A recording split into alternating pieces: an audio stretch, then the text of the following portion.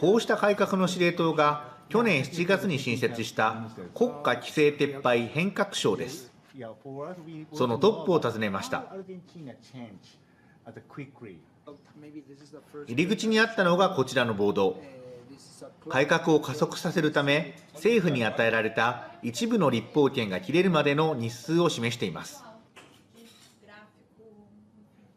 So this clock is basically it reminds us every day how many days we have left.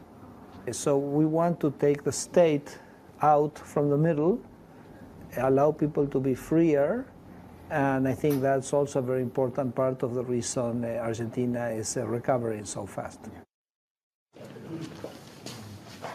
去年後半には郵便事業への民間の参入や牛肉や乳製品などの価格統制の撤廃など規制緩和を相次いで打ち出しました。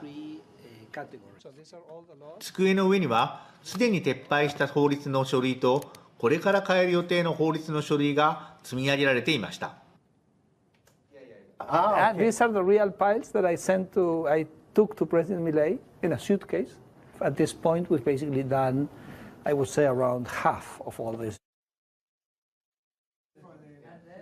小さな政府を目指すことで企業や海外からの投資を促進し、経済の活性化につなげようとしています。